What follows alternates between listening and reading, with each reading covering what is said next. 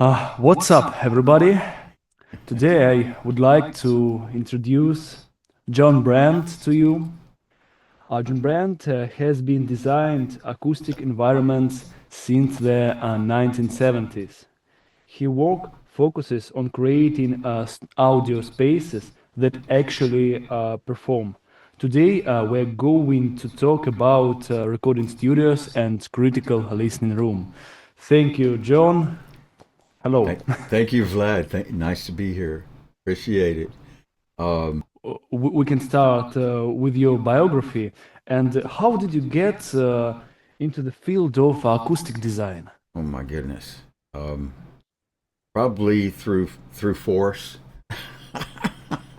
We are. It's forced upon us some of the things that we need to do. You know, I I I've been in the music business pretty much all my life from the time I left high school to now, and started off because I never had the time or the encouragement when I was younger to practice my instruments. When I was very young, my mother gave me piano lessons. It started at the age of 5, and I went through, until I was about 13, and things kind of fell apart there. But later on, I picked up the guitar again, and still, of course, not having spent my life practicing, I'm not really a musician, great musician. Always wanted to be one though. Um, but I worked with quite a few bands after I left high school and traveled with them, and I found myself being, because I'm very technically inclined, I was the tech guy or the engineer and the mixer out front and whatnot. And long story short, I had some people in Paris, France, that were working with Jeremy Spencer, who uh, had a little band there, and it was going to go on the Guy Lux show in Paris, and so they Mhm. contacted me. I don't know how they heard about me. Thought I was any good, but they called me to help with the sound there. So I flew to Paris and flew there in '74, and worked the Gilo show, and traveled all over Europe. And I stayed in Rome and Florence, Italy, and I actually did the Europe One tour a little later, helping with sound there. So it all fed into my current process, because I do electronics, I do acoustics, and and throughout my life, I've worked in the building industry. So building and construction, I understand very very well, and Mhm. one thing leads to another.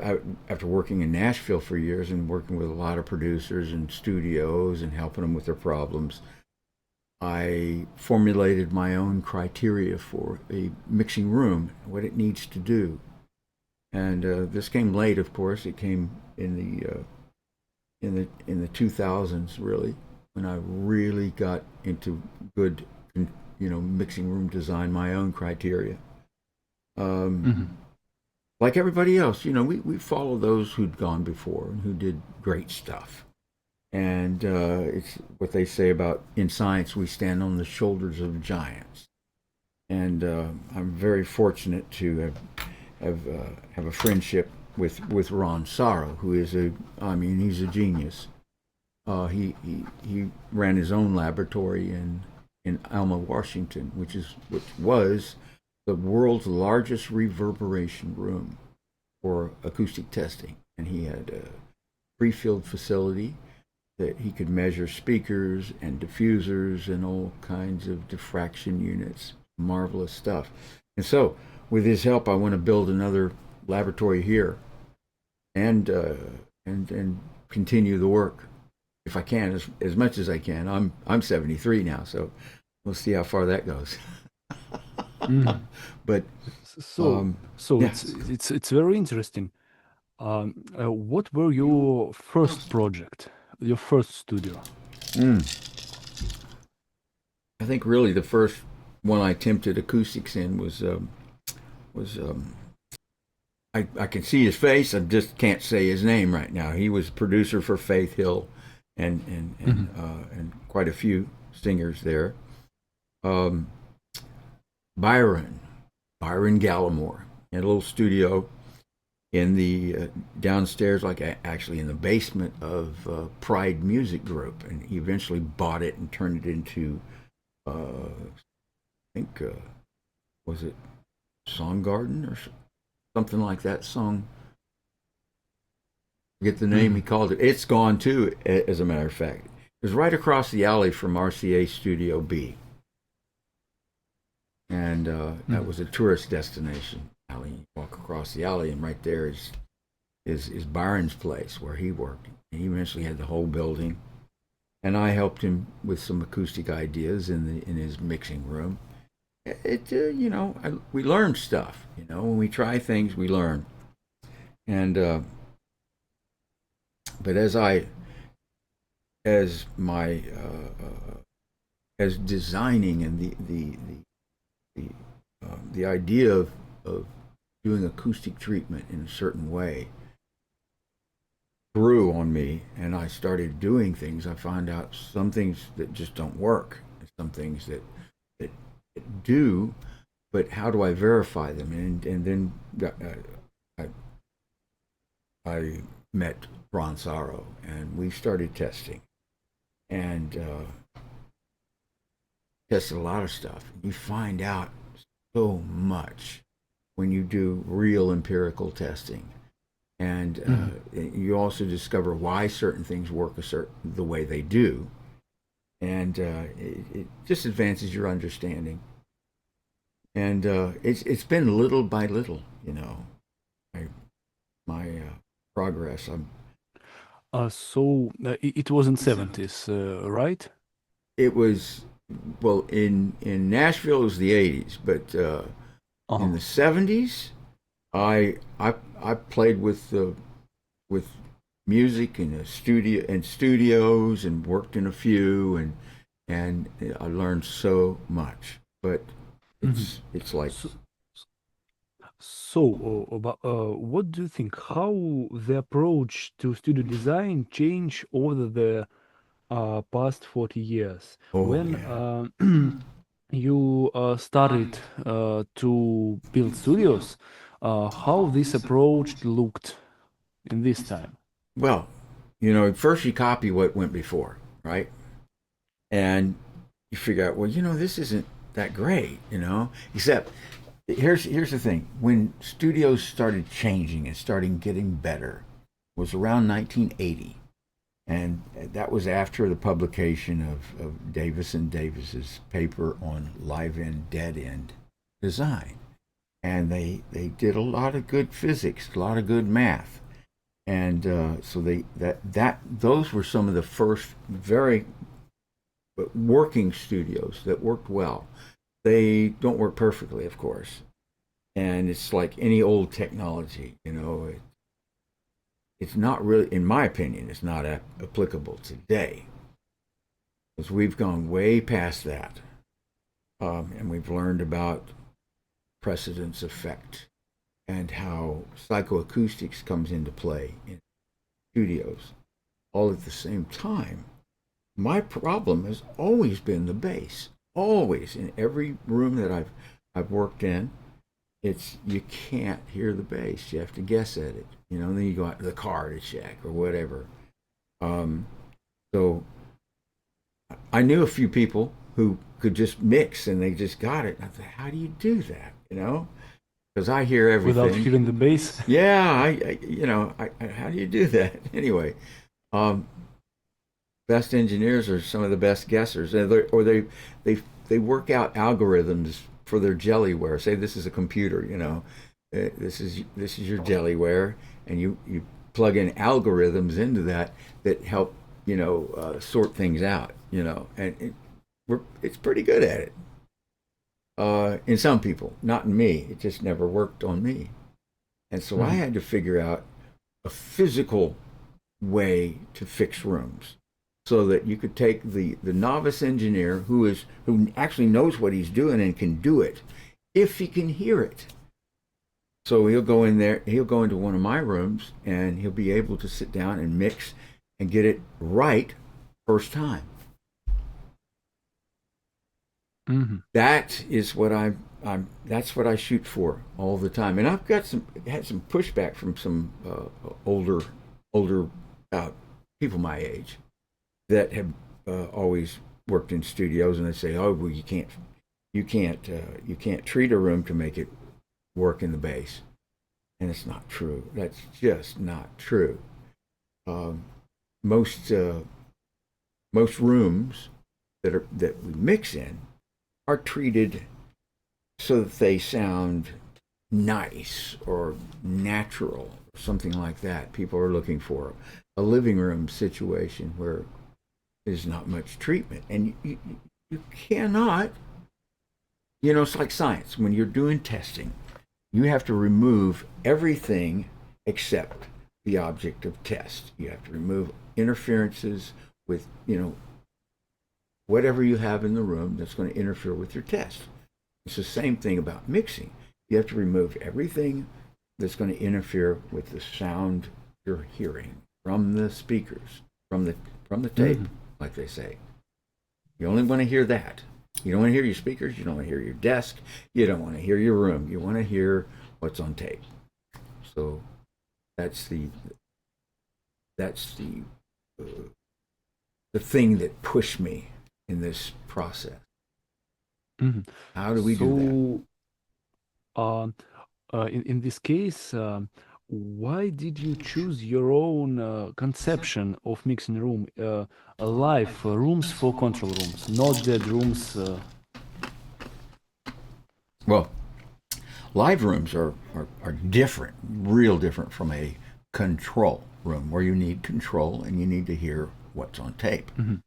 So the spaces are approached differently. Like use case. Use case is primary. What are you going to use it for? So if you have a tracking room and you're going to use it for strings, you need lots of space, and you need a decent reverberation tail. You don't need any flutter echo or any hard slaps. You just need a nice, dense reverberation. Nice, certain length of decay. I know that a lot of Mozart was chamber music was played in rooms that had a reverberation. I can't say it. The reverberation time of about 60 seconds to 100, 120, 130 seconds. Mm-hmm. 1 minute, 1.3 minutes, something like that. Mm-hmm. What do you think about recording vocals in a small space? Because why doesn't it sound good acoustically, even though the vocals are recorded closely? And why don't the vocals recorded in a vocal booth don't fit in the mix? Yeah, we record vocal very close, but we can't fit it. What do you think about it? Sometimes it's just what we're doing when we're recording, we're making magic. We're creating spaces that don't really exist. And when you do the whole band and it's got this certain reverberation tail, the singer has to be there with the band, at least sensed to be there with the band. So if the vocalist is too dead and too it sounds like he's in a box, then he's just not going to fit no matter what you do to it. The problem with the boxy sound are the dimensions of the booth, and that's physics. And you can't get away from standing waves. Standing waves are fact of life, and you can't get rid of them. You can damp them, you can control them, but you can't get rid of them. It's best to work with them make them work for you. So you have a booth that's large enough to give you a nice dense distribution of standing waves. Even if it's rather small, you're going to have it the modal distribution spaced out, and it takes planning. And every success starts with good planning. So one size doesn't fit all. So you have to figure what you got in your space, how much space you got, and then how you treat that room when it's finished is so important as to how it will sound. It's going to sound open and airy, or boxy and boomy. So, yeah. In this case, what the best volume of this vocal booth to great sounding vocals?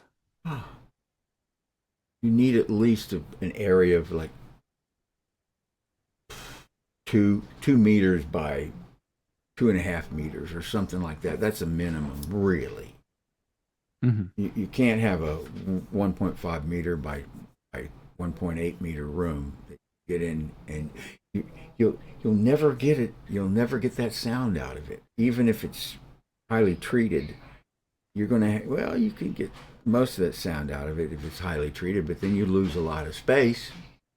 So yeah, it's 6 of one, half a dozen of another, oftentimes. So let's move to larger spaces. Okay. And what are the standards for tracking room acoustics for different styles? For example, rock, jazz, orchestral music, I don't know, symphony orchestra, big bands, choral music.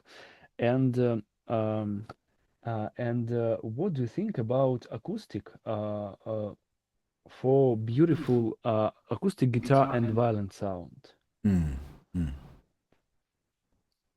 Well, there's 2 ways to approach it. Is a real well treated bass that is trapped heavily and has lots of diffusion and diffraction, or you have a larger open space that has a reverberation tail that addresses these instruments, that works with them. It's kind of difficult to get the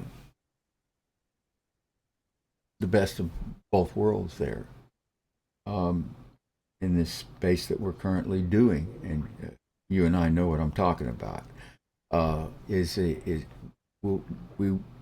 going to do a French cleat system for the treatment, so that you can change it up. So you got a rock band in one day, you're going to load it up with the treatment I've designed, and going to place everything in position as I've designed. And then I'll have another option for a string quartet, which you only use these certain panels, and they're in these certain positions. For more lively sound, you take a few more out. There's lots of options. The problem with adjustable acoustics is, more often than not, people will just set it up and they like this one, and so they never change it again. They just keep it that way. So, but even with a real tight sound in the room, you can get a great recording, and you can always add a delay and a reverb to it, and it'll sound like it's in a larger space. But with natural, beautiful early reflections. Not early. You don't want early reflections, but with natural reflections or natural reverberation decay. It's lovely. Have to be careful about what I term one-trick ponies. You build this nice big room, and it's great for these kind of drums, and then it just doesn't work for anything else. You know what I mean? Understood. And in this case, I have question about it. Okay. Why are huge tracking room not always good? Because as I know, a lot of people prefer to record all instruments in big room, and in big room. What Yeah. do you think about it? Well, I tell you what, the musician feels better in a big room. Oh yeah. So the goal would be to make a big room sound great and feel good at the same time. You know, I think it's very important. You want to allow the muse to enter the room and make the magic. You know, because that's how it happens. The musicians, all the artists have to feel comfortable, and they're working together, and they get into a groove, which I call ensemble. You get into ensemble, and then the magic happens. You know, as long as you got that red light on, you got that record button going, you'll get it. As an engineer, I ran around trying to make everybody happy. I mean, you know, doing everything. Oh, you need this adjustment. Would you like some water? You know, and then I run back to the desk. If you keep them happy, they are going to produce. They're going to create some marvelous sounds. Yeah, exactly. So I heard the conception that booths in studios were built to make shorter sounds of reverberation. What do you think about this conception? That's right. What the history of booths in large, beautiful studios? Mainly the producer wanted a separation, or they wanted the vocalist to go in there and do a vocal track to keep the band in sync without their voice getting into the musician, the other instrument's microphone. And sometimes you get lucky, and that vocal that they lay down then would be the vocal. It would be that'd be the one, you know. More often than not, it wasn't, but it can happen. Booths are real handy for putting a bass guitar in or a guitar amp in and cranking it, you know, especially if the isolation. So it's good for separation effects and you know, just recording the sound of the amplifier or the instrument direct. I mean, straight on. And a lot of times, a lot of engineers use several different microphones in different positions, so they get the different tones and timbres of that instrument, and they can pick and choose. Because now we got digital tracks, we can just have 1,000 tracks if we want. You know what I mean? Yeah. So yeah, that's pretty cool. It's progress. So. I want to talk a little bit about small home studios. Let's call it bedroom producers studios. How producers can improvise means to improve acoustics. For example, cabinets with furniture, put monitors on stacks of books, all stuff that they have around. What do you think about it? Is it can help them to improve the studio acoustic? Oh, it's bullshit. Yeah, sometimes it can. It just depends on what it is. You put your monitors on stacks of books on top of your desk. You're just raising them up.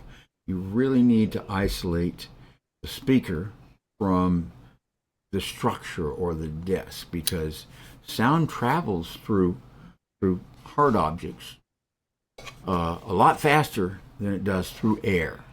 So it'll travel from the cabinet of the speaker down through the desk, and you'll hear it coming out of the desk, and it will distort what you're hearing out of the speaker.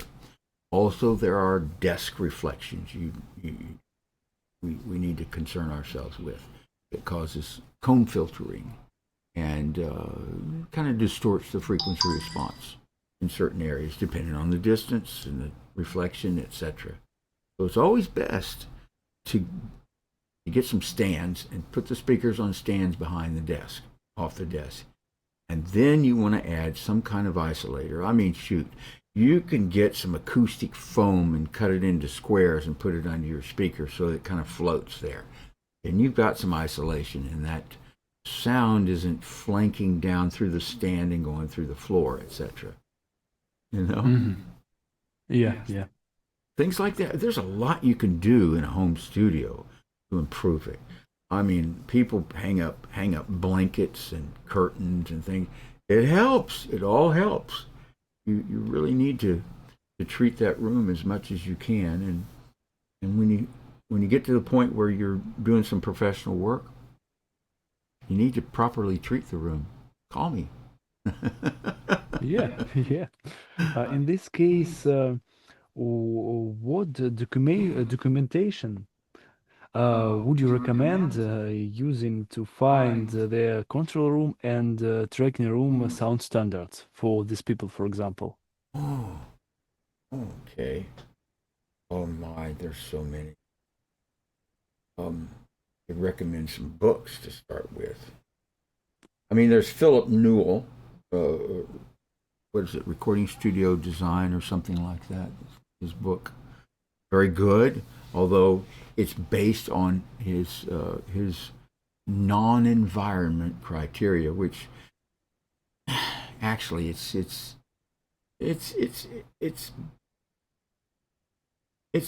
one of the good ones.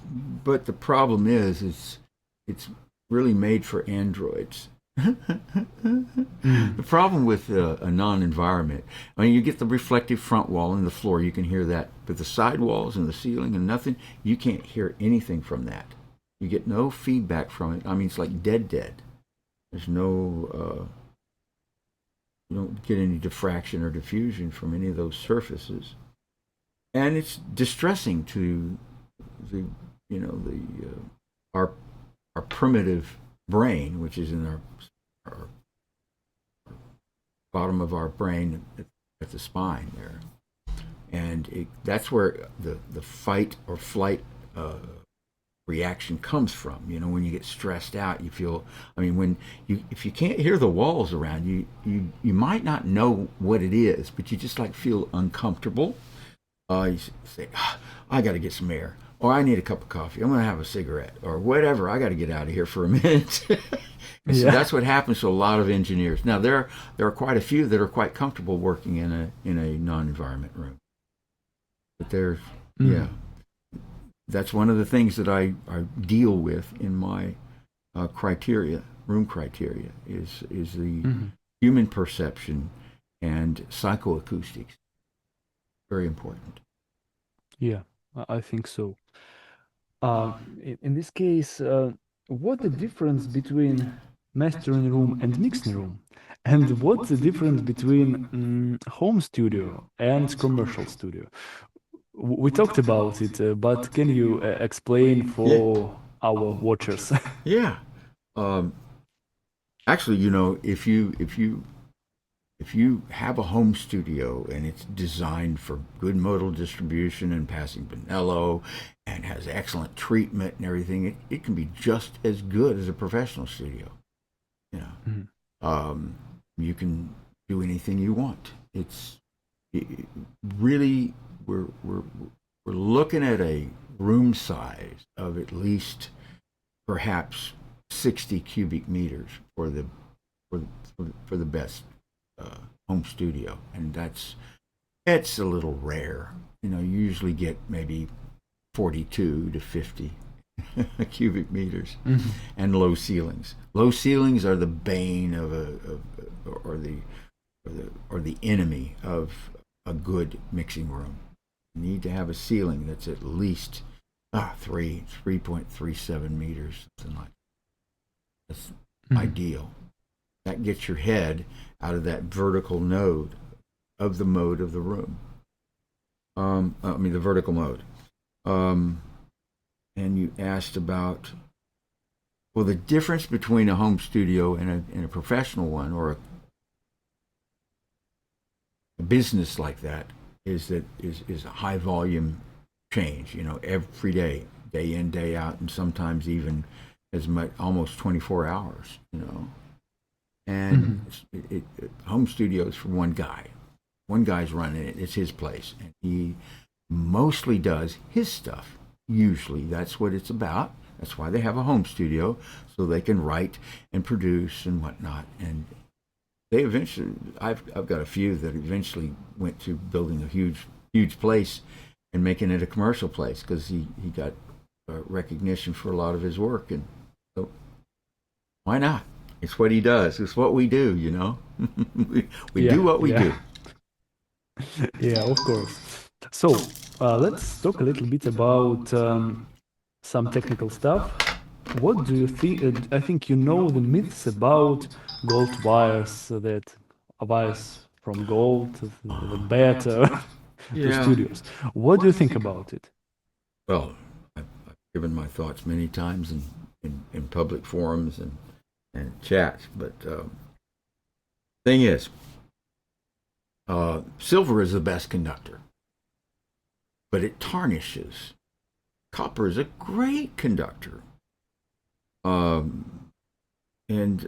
look at like Cat 6 wire. They make great microphone snakes. Did you know that?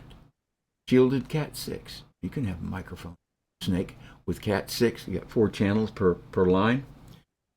You got 4 lines. You got 16 channels. Mhm. So 6 lines. You got 24 channels, and that's not much. Doesn't take up much space, and it's cheap. Wire is wire, and when it comes to frequency response and what sounds the best, you want an open frequency response. Everything's just open. No low frequency or high frequency limits, and what you have between wires in any microphone cable is capacitance. So the wires close together with an insulator, that's a capacitor. So you have to look at how much capacitance there is. You also have to look at the resistance of the wire. I think they usually label it per kilometer, so many ohms per kilometer. And you can look at the Cat 6 wire like that. You can look at microphone wire. You can look at speaker wire like that. Everything. You think, how long are my microphones running? How far? Say this one's going 35 meters. Well, you look at the capacitance and the resistance, and then I've got a little chart on my spreadsheet I made. It's called Reflections, Boundaries, and Mass. And I've got a whole bunch of calculators that I keep adding to it. And there's one on wire gauge and etc. Put in there, you can see the resistance. You can chart out the you can do a calculation based on, you just plug in the numbers that you get from the data from the manufacturer, put the numbers in for the capacitance and then the resistance, and it'll tell you the frequency response at a certain length where it falls off. And that's real handy, helpful. Thank you so much. Most of the old hits, I mean, there's so many of the old hits in Nashville were made on solid core Belden wire, which is we say is pretty shitty these days. Oh, with a foil shield. I mean, there you go. That's it. I've been up in so many attics in Nashville where the squirrels got in and they chewed through the wires, shorted things out. It's funny, but it works. It's fine. Most of this is fine, but the capacitance will dull the high frequencies at a certain distance. So you have to be aware of that when you're buying wire. Yeah. So, what are the options for an environmentally friendly solution to acoustic problems instead of mineral wool? Well, let me start by saying environmentally sound. Okay, have you ever been to black beaches? A black beach where the sand is black? We have them in Bali. In Bali, here on the west coast, black sand. The east coast, it's white sand. It's because black sand is, and in Hawaii and many other places in the world have black sand, and that's from basalt, or it's a volcanic mineral. And that it's basalt they use to make rock wool with, and mineral wool. Well, mineral wool is from basalt. Mm-hmm. And I'd say that black sand is just as environmentally friendly as the white sand on the other side of the island, which is silica sand. It's made from silica, and of course, glass is made from silica sand, and that's how they spin the glass wool. Same way they spin the rock wool, they do the same thing with the basalt. It's a higher temperature. That's all. Mm-hmm. Now, you want something that's inert, that's not going to be an irritant. Both the fiber products from spun rock or sand are irritants. Yes, they are, but they're not going to cause cancer. People think that they're like asbestos, and it's not. Asbestos is a mineral, yes, but the way the fibers are in asbestos, they like corkscrew, and they screw into you and they don't let go. Our body can reject glass and basalt, and it doesn't. It's an irritant, but it does not cause any permanent damage. The ideal treatment would be, or could be, what's it, PTFE? No, not that. It's a polyester. It's what they make your soda bottles with. It's a plastic, and that is shredded and spun into a very fine thread, and then it's compressed together under heat and rolled out. And however many layers of those fibers they put on and roll it out, then you get these. What's the word for it? Well, it's polyester base, and it's hypoallergenic, and I mean your pillows are full of this stuff. So, and it does have good absorption properties. The problem with it is that the process that they make panels with is very inconsistent. And we'll get a batch in and we'll test it, and it tests great. It tested this way, and the next batch, same item, tests completely different. So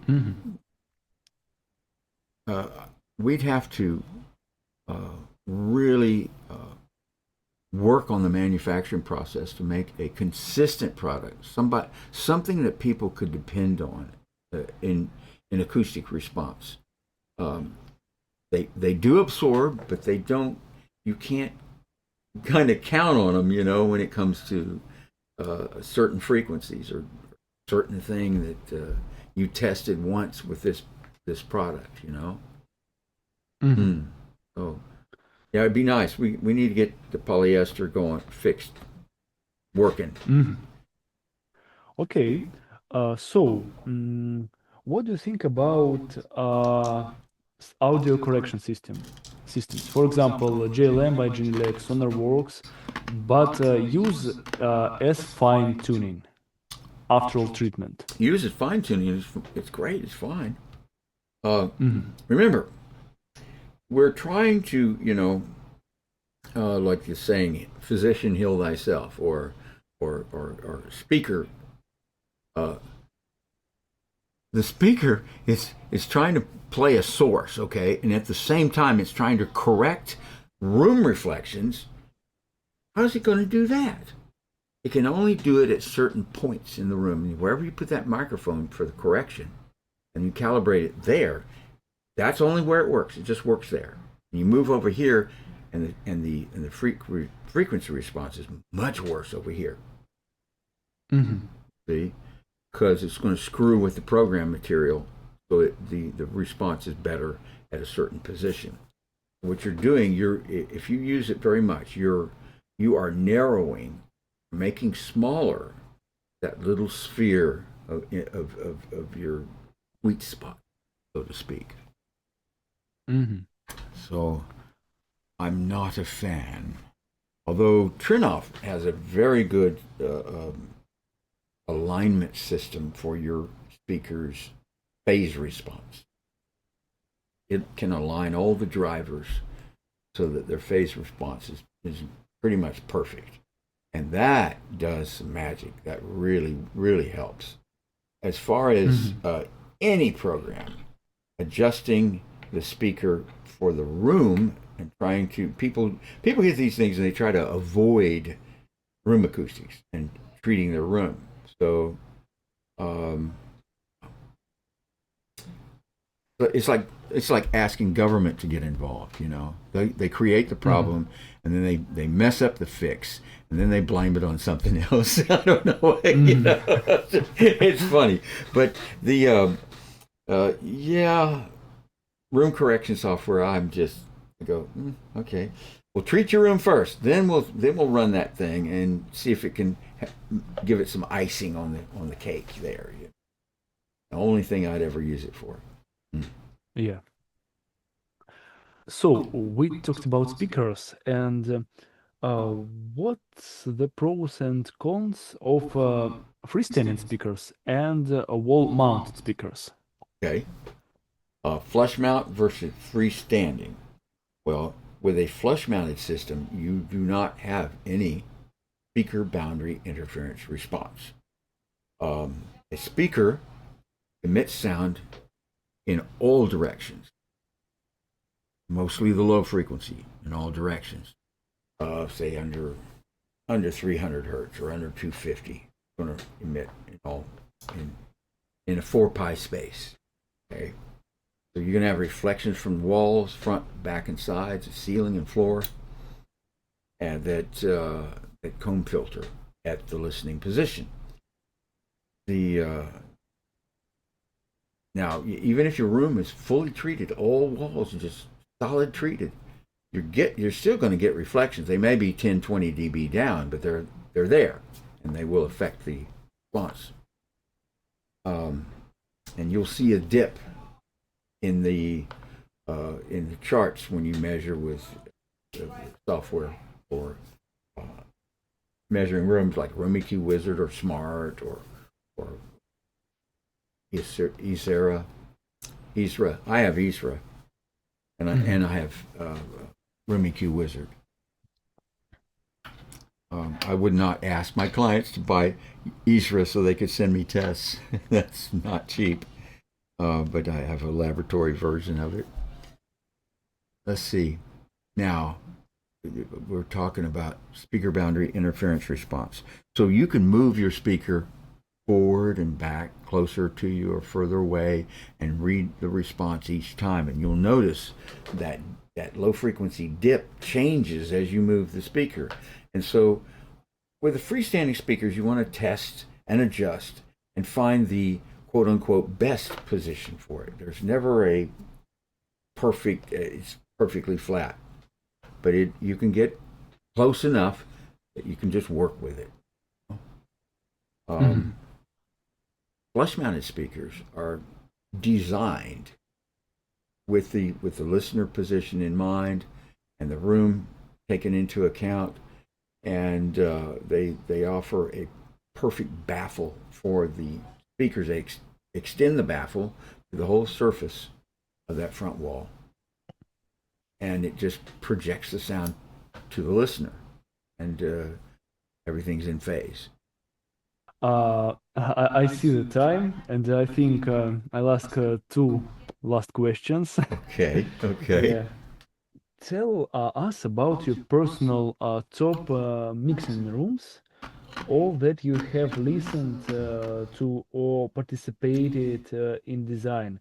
What do their acoustic solutions have in common? Well, number one, I honestly, I've never heard a room by anyone else that sounds good to me. It's true. I'm sorry. No, I just haven't. And that's why I have my design criteria. And but compared to other rooms that were even famous rooms, you go into one of mine and you can hear the bass. You can hear things. you'll hear things you've never heard before on that record. I promise you. The design spec is for extremely low noise. My bar is raised to NR10, which is a noise reduction 10 decibels. I mean, can you really hear 10 decibels? Most people can't. They don't notice it. It's just too quiet. So we get our rooms down to as close to NR10 as possible. If we hit NR20, that's gorgeous. That's marvelous, you know. Still very quiet. Mm-hmm. Some of the best rooms I've got. I mean, recently there's one in Southampton, UK, near Liverpool, and it's called the Arch Recording Studio. And in fact, we made all of that treatment here in Indonesia and shipped it to them, and they installed it. You can see pictures online. There are quite a few. My goodness. I mean, I got a lot of little home studios. I could share with you some photos of a home studio that the client built himself. If you like, you like that? Yeah, I think it will be interesting. Okay, here I'll let me go to share screen. Where is that? All right. So this is the front of his room. Further back, we see the side diffusers. You seeing this? Mm-hmm. And further Where back. is it? This is in America, somewhere. Mm-hmm. Somewhere in the West. Somewhere out West. And this is the back of the room. And so this is his home studio, you know. And I love the way he implemented my recommended lighting here. That's great. That's great. Oh, yeah.